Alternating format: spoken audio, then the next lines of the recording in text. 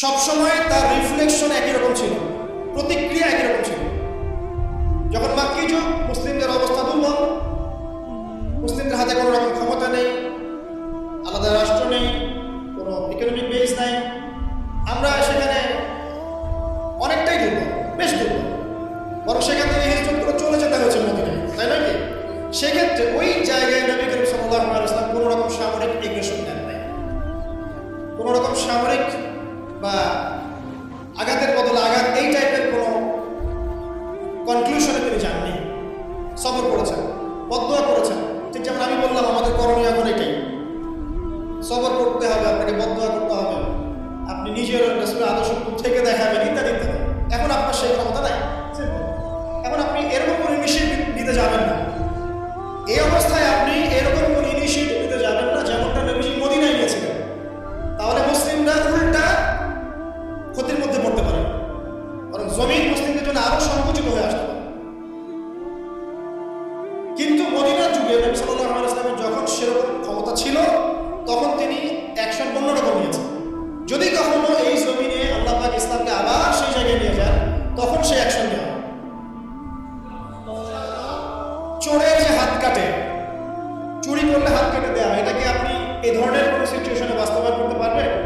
পারবেন না, simple, because এটা ইসলামিক স্টেট না। যদি কোনো জায়গায় আল্লাহ পাক পৃথিবীর কোনো জায়গায় ভবিষ্যতে কোথাও এরকম কোনো স্টেট কায়েম করেন, আল্লাহ চাইলে করতে পারেন, আল্লাহ চাইলে করেন, যেটা এখন মোটামুটি বলতে গেলে সারা বিশ্বে কোথাও নাই। যেখানে যেখানে আছে টাইওয়াস, আমার কাছে টাইওয়াস। কারণ চোরের হাত কেটে যদি আমি ইহুদিদের সাথে বন্ধুত্ব করি, তাহলে এটা কতটুকু ইসলামিক রাষ্ট্র হলো সেটা আল্লাহ বলেন। কথা বুঝতে পারছেন? চোরের হাত কাটলাম ঠিকই, কিন্তু আমি এদিকে আমার ইকোনমিক সেকশনে, সামরিক সেকশনে সব ইহুদি খ্রিস্টানদের সাথে আমি বন্ধুত্ব করে রেখেছি, এটা কতটুকু ইসলামিক স্টেট আল্লাহ বলেন। যাই হোক, ওদেরকে নিয়ে আমার মাথা ব্যথা নেই। বিষয়টা হচ্ছে, যদি তখন আল্লাহ পাক এমন কোনো জায়গা দেন মুসলিমদের ভবিষ্যতে, তখন চোরের হাত ঠিকই কাটা হবে, তখন ব্যভিচারের শাস্তি ঠিকই দেওয়া হবে, জেনার জন্য বেত্রাঘাত করা হবে, ইত্যাদি ইত্যাদি। কিন্তু সেটা তো আপনি এখন করতে পারবেন। তাই এখন কোনো আত্মঘাতী অবস্থায় যাবেন না, এটা সবচেয়ে বড় কথা। আমার সবচেয়ে প্রথম নসিহত, নবী করিম সাল্লাল্লাহু আলাইহি ওয়াসাল্লামকে নিয়ে অনেক কথাবার্তা হচ্ছে, চারপাশে হবে, এমন কোনো আত্মঘাতী পদক্ষেপ নেবেন না যাতে ইসলাম আরো সংকুচিত হয়, মুসলিমদের অবস্থা আরো খারাপ হয়। এখন কি করবেন সেটা আমি আগে বলছি। প্রথম কথা হচ্ছে, এখন আপনাকে আমাকে নিজেকে আগে নবী সাল্লাল্লাহু আলাইহি ওয়াসাল্লামের সুন্নতের উপর দাঁড়াতে হবে। আমি প্রতিদিন ক্লিন শেভ করি, আর নবী সাল্লাল্লাহু আলাইহি ওয়াসাল্লামকে কেউ কটূক্তি করেছে, তাকে নিয়ে আমার মাথা ব্যথা শেষ নাই। আগে নিজের গালে দাঁড়িয়ে নিয়ে আসো তুমি। আমি 5 ওয়াক্ত সালাতই আদায় করি না, ইসলামকে নিয়ে কেউ যদি ব্যঙ্গ করে, আমি এমন শোডাউন শুরু করি যাতে মনে হয় আমি একমাত্র পাক্কা মুসলিম, আর মুসলিমই না। আগে নামাজ পড়েন 5 ওয়াক্ত, নবীর সুন্নাহগুলো নিজের উপর আগে ইমপ্লিমেন্ট করেন, নিজের উপর আগে বাস্তবায়ন করেন। সবার আগে এটা কাজ আমাদের। দ্বিতীয় কাজ কি? নিজের পরিবারের মধ্যে ইসলামের নবী সাল্লাল্লাহু আলাইহি ওয়াসাল্লামের যে সুন্নাহগুলো সেটা বাস্তবায়ন করেন। এটা এখানে তো কেউ আপনাকে চাপ প্রয়োগ করছে না। আপনি চাইলে আপনার পরিবারটাকে ইসলামিক পরিবারের সাথে করে তুলতে পারেন। এটা আপনার প্রথম দায়িত্ব, প্রথম দিকের কাজ। নবীর সুন্নাহর উপর থেকে মানুষকেও সুন্নাহর দিকে ডাকা, এটা কাজ। নবীর আদর্শে নিজে আগে এস্টাবলিশ হয়ে দেখানো যে এটাই নবীর সুন্নাহ। আজকে আমাদেরকে দেখলে অনেক সময় মানুষ বাজে মন্তব্য করে, মুসলিমরা যে মাথা কম দিচ্ছে, মুসলিমরা মজুদ করছে, মুসলিমরা সুদ খাচ্ছে, মুসলিমরা ঘুষ নিচ্ছে, মুসলিমরা দুর্নীতি করছে, মুসলিমদের দিকে আঙুল তুলছে সবাই। এই জিনিসগুলো কি নবীর আদর্শ? আমরা তো নিজেরাই নবী করিম সাল্লাল্লাহু আলাইহি ওয়াসাল্লামের আদর্শের উপর অ্যাপ্রোপ্রিয়েটলি থাকতে পারছি না।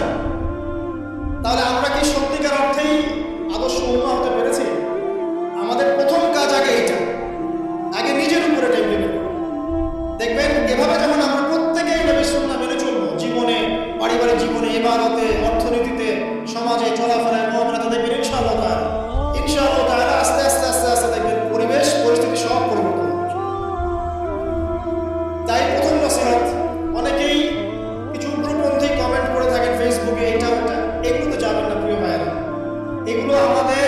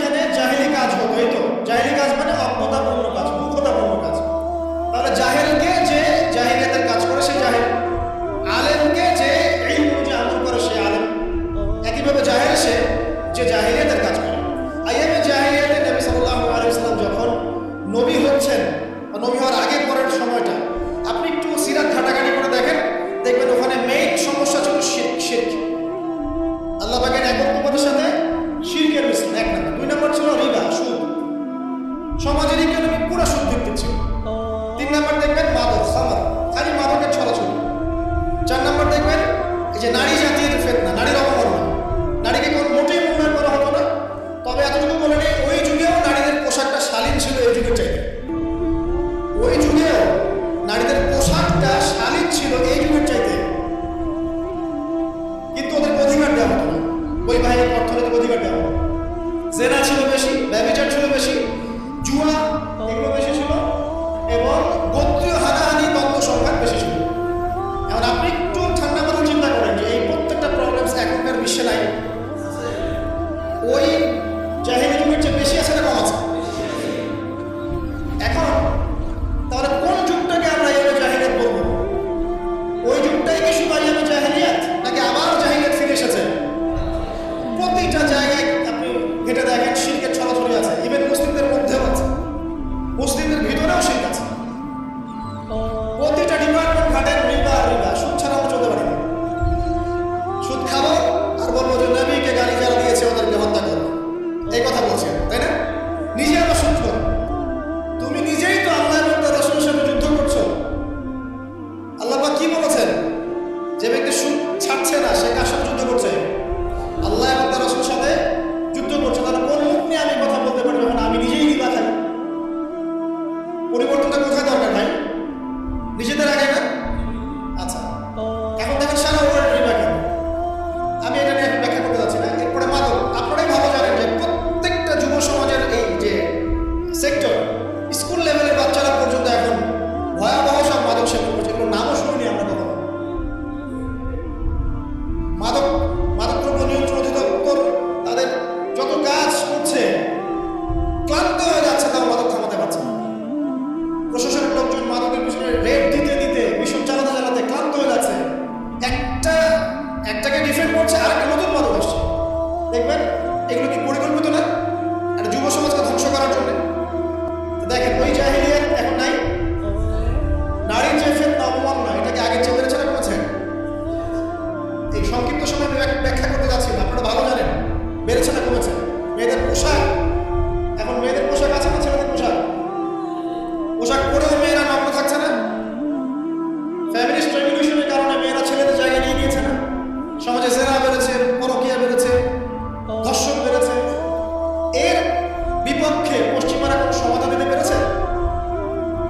নবী সাল্লাল্লাহু আলাইহি ওয়াসাল্লামের বহু বিবাহ নিয়ে যারা কথা বলে, তাদের দেশে 91% মেয়ে ধর্ষণের, 91% যে রেপ হয়, 100% রেপের মধ্যে 91% মহিলা, এবং যাদের বয়স 20 বছরের কম, 18 বছরের কম, 18 বছরের কম প্রায় 46% সম্ভবত আমি দেখলাম মেয়ে রেপের শিকার হয়েছে। ওই সভ্যতায় যারা আমাদেরকে শেখায় যে ইসলামে বহুবিবাহ কেন, কেন নবী সাল্লাল্লাহু আলাইহি ওয়াসাল্লাম এতগুলো বিয়ে করেছেন, তারা শিখে বাদ দেন, ওদিকে আমি যাচ্ছি না। মূল কথা বলছি যে এই জাহিলিয়াতের সমাজটাকে নবী সাল্লাল্লাহু আলাইহি ওয়াসাল্লাম পরিবর্তন করেছিলেন কিনা? কত বছরের মধ্যে? মাত্র 23।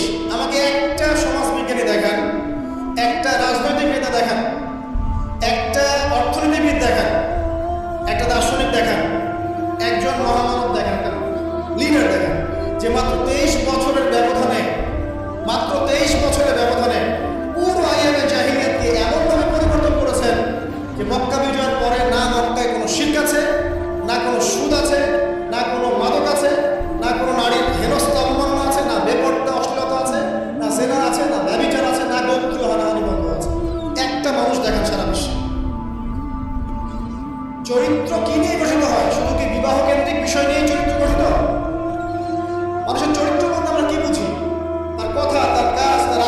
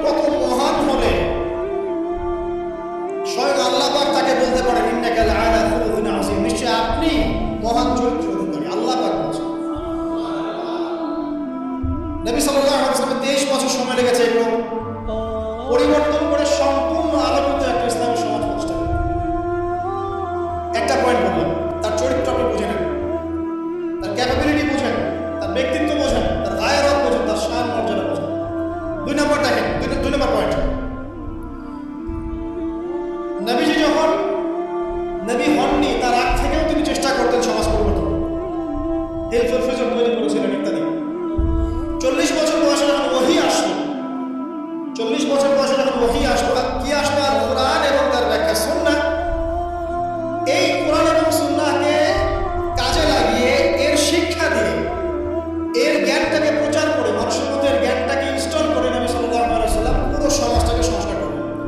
তাহলে যে জ্ঞানতাত্ত্বিক বিপ্লব, আমরা যেটা কথা বলি জ্ঞানতাত্ত্বিক বিপ্লব, জ্ঞানের রেভলিউশন, জ্ঞান নিয়ে কথা বলা, শিক্ষা দেওয়া, শিক্ষার মাধ্যমে অজ্ঞতার অন্ধকার দূর করা, কে সবার আগে করেছে এই 1400 বছর হিস্ট্রিতে? যারা এখন আমাদেরকে সায়েন্টিফিক এবং টেকনোলজিক্যাল জ্ঞানের কথা বলে, পশ্চিমা সভ্যতায়, তারা কতদিন হলো সভ্য হয়েছে? কত শত